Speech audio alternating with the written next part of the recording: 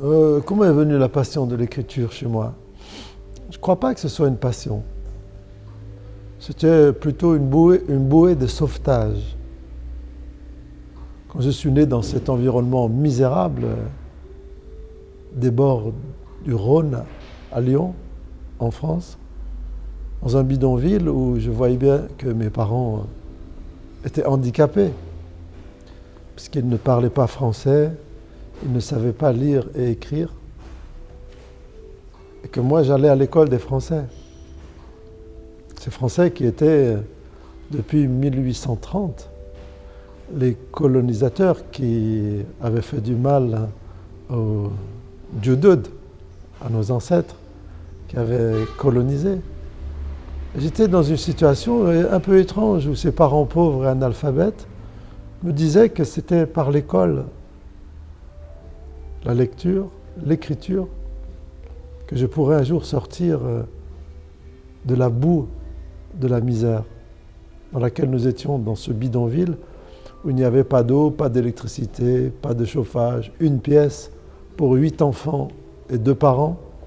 Et donc mes parents m'ont présenté la réussite scolaire comme l'oxygène qui me permettait de sortir de ce bidonville. Et c'est comme ça que j'ai regardé l'école et l'écriture et la lecture comme un des moyens de m'accrocher à l'ascenseur social qui allait devenir quelque chose d'important pour moi plus tard, et que j'ai compris qu'apprendre à bien écrire, à ne pas faire de fautes dans les dictées, dans la classe primaire, apprendre à lire vite et à lire beaucoup de livres, c'était pour moi la clé, non pas du succès, mais la clé pour m'envoler, faire plaisir à mes parents, rembourser les sacrifices qu'ils avaient faits pour moi et mes frères et sœurs.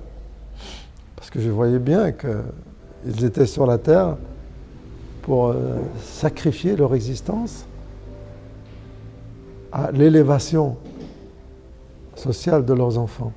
Donc, je n'ai jamais vu la réussite scolaire comme un moyen d'imposer qui j'étais dans la société.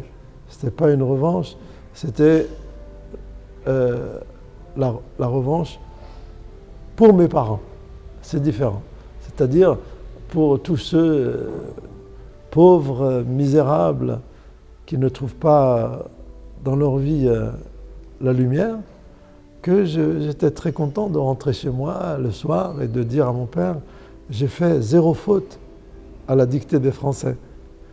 Et il me disait combien il était fier et heureux, et surtout, il ne pouvait pas comprendre comment je faisais pour obtenir 10 sur 10 à la dictée et ne pas faire de faute dans cette langue qui n'était pas la nôtre, mais qui était la langue de Stermar, la langue des colonialistes.